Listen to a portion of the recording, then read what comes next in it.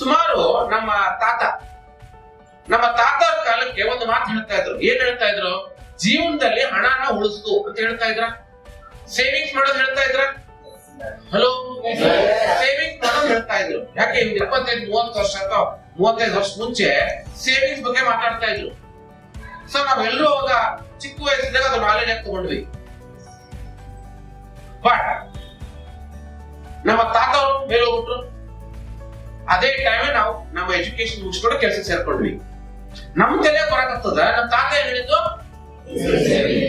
Savings ಮಾಡಂತ ಹೇಳಿದ್ದು. So ನಾವೆಲ್ಲರೂ ಏನ್ ಮಾಡಕ್ ಶುರು ಮಾಡಿದ್ವಿ?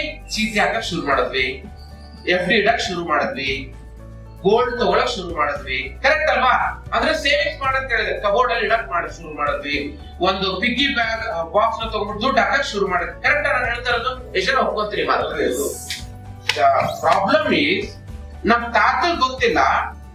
ಆಗಿನ ಕಾಲಕ್ಕ ಅವ ಸೇವಿಂಗ್ಸ್ ಅಂತ ಹೇಳಿದಾಗ, ನಮ್ ತಾತ ಸೇವಿಂಗ್ಸ್ ಅಂತ ಹೇಳಿದಾಗ ಅವ್ರಿಗೆ ಗೊತ್ತಿಲ್ಲ ಈಗಿನ ಕಾಲದಲ್ಲಿ ನಾವು 50,000 ರೂಪಾಯಿ ಮೊಬೈಲ್ ಯೂಸ್ ಮಾಡ್ತೀವಿ.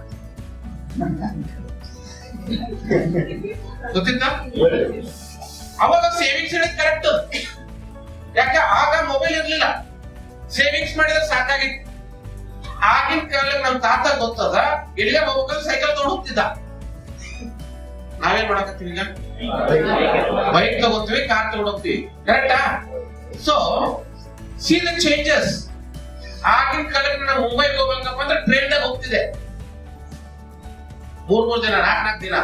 ಈಗ ಮುಂಬೈಗೆ ಹೋಗ್ಬೇಕಾದ್ರೆ ನಾನು ಏನ್ ಮಾಡ್ತೀನಿ? ಇದು ನಮ್ಮ ತಾತಗೂ ಗೊತ್ತಿರ್ಲಿಲ್ಲ. ಕರೆಕ್ಟಾ? ಅವ ತಾತ ಹೇಳಿದ ಸೇವಿಂಗ್ಸ್ ಅವಾಗ it was a good knowledge. ನೀವೇನ್ ಮಾಡಿದ್ರಿ? 20 ವರ್ಷ ಒಳಗೆ ಏನ್ ನಾಲೆಜ್ ಕಲ್ತ್ರೆ ಅದೇ ಇಂಪ್ಲಿಮೆಂಟ್ ಮಾಡಕ್ಕೆ ನೀವು ಕೂತಿರ್ಲಿಲ್ಲ. ನಿಮ್ಮ ಲೈಫ್ ಅಲ್ಲಿ ಮೊಬೈಲ್ ಯೂಸ್ ಮಾಡಕತ್ತೀರಿ, ಬೈಕ್ ಕಾರಲ್ಲಿ ಓಡಾಡಕತ್ತೀರಿ, ಫ್ಲೈಟ್ ಅಲ್ಲಿ ಓಡಾಡಕತ್ತೀರಿ, ಬಟ್ ನಿಮ್ ದುಡ್ಡು ಏನ್ ಮಾಡಕತ್ತೀರಿ? ಇನ್ನು ಸೇವಿಂಗ್ಸ್ ಅಲ್ಲೇ ಕೂತ್ತೀರಿ. ನೀವು ಸೇವಿಂಗ್ಸ್ ಇಂದ ಇನ್ವೆಸ್ಟ್ಮೆಂಟ್ ಗೆ ಶಿಫ್ಟ್ ಆಗಿಲ್ಲ ಇನ್ನ.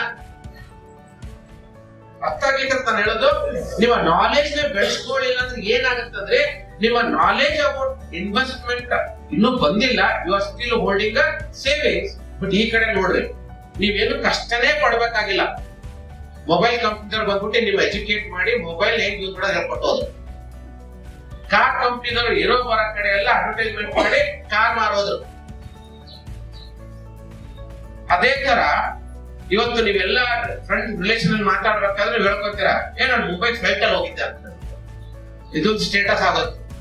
ಸೊ ಒಂದ್ ಕಡೆ ನೀವು ಎಕ್ಸ್ಪೆನ್ಸಸ್ ನೀವೇನು ಕಷ್ಟನೇ ಪಟ್ಟಿಲ್ಲ, ನಾಳೆ ಆಟೋಮೆಟಿಕ್ಲಿ ನಿಮ್ಗೆ ಗೊತ್ತಿರಲಾರ್ದಾಗ ನಿಮ್ ಬ್ಲಡ್ ಒಳಗಡೆ ಸೇರಿಸ್ಬಿಟ್ಟಾರ.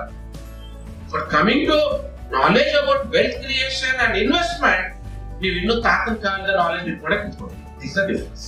ಎಷ್ಟು ಜನ ಒಪ್ಪತ್ತೀವಿ?